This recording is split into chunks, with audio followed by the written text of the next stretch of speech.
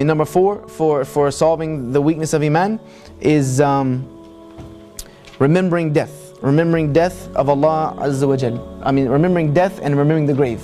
Remembering death and the grave. And remember Allah Azza wa Jal, that you will stand in front of Him one day. This cures weakness of Iman. Trust me. I started giving lectures about the grave recently, and the more I give lectures on the grave, the more I hate everything I own. The more I despise this dunya, the more I'm satisfied with pretty much anything that comes in front of my path. Because what you realize is that you're going to be put in the ground and you're not taking any of it with you. The only currency of the akhirah is deeds.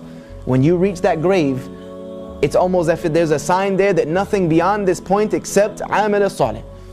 Nothing behind there except the good deeds that you have done or the bad deeds that you have done.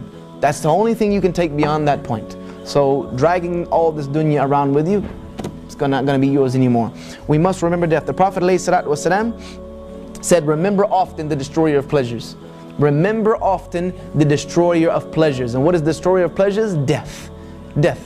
Death is going to destroy all that which you covet of this life. When you finally are at your death, you're going to take one final look at this world, and unfortunately, it's going to be the moment most of us realize how feeble this dunya is. When we're about to leave it, when we're taking our last look at this world, we will realize this world is nothing. Nothing. We will realize how feeble it is. But the people who are blessed are people who realize that before death. The Prophet ﷺ said about this dunya, and this is how we're going to finish inshaAllah.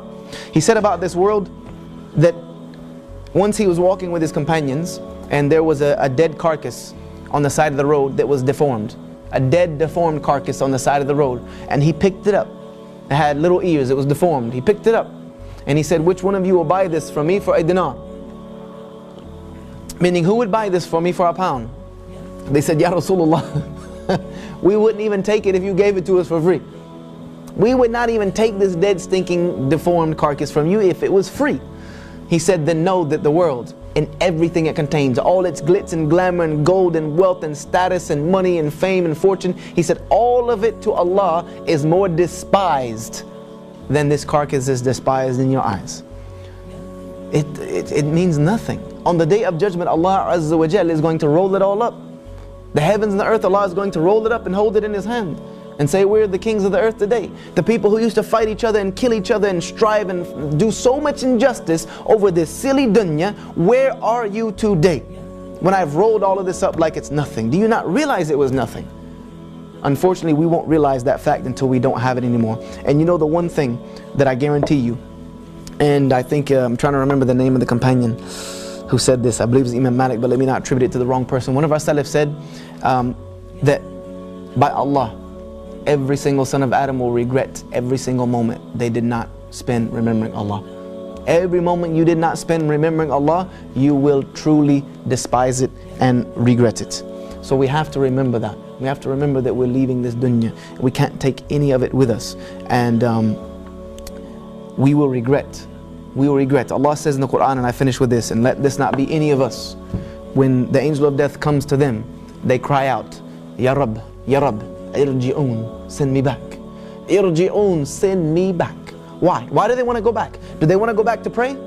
La. Do they want to go back to see their family? Do they want to go? No. لَعَالِي أَعْمِلَ الصَّالِحَ فِي مَا تَرَكْتُ. So that I can go do some good with that which I left behind. So that which I left behind, I can go back and get it and do some good with it. Let us not be of those people, insha'Allah ta'ala. Let us do the good that we have while it's in front of us. And let us avoid the evil that is in front of us while we're here. Let's take advantage of the things that Allah has given us to purify ourselves and to purify our hearts. And I ask Allah Azza wa Jalla to give us the tawfiq, the ability to purify that which is inside of us. Because if we can make the heart good, then the rest can be good, insha'Allah ta'ala. And may Allah Azza wa Jalla accept this from me. Anything that I have said that is good, Allah says in the opening of His book, Alhamdulillahi Rabbil Alameen. All praise is for Allah Azza wa Jal alone. No human being deserves to be praised at all whatsoever. And anything that I have said that is wrong or mistaken or incorrect, then know that it is because I'm a human being that has no knowledge and doesn't even deserve to be on this platform. And I ask you to forgive me for it and correct me where you see fit. Wa jazakallahu khairan wa assalamu alaikum wa rahmatullahi wa barakatuh.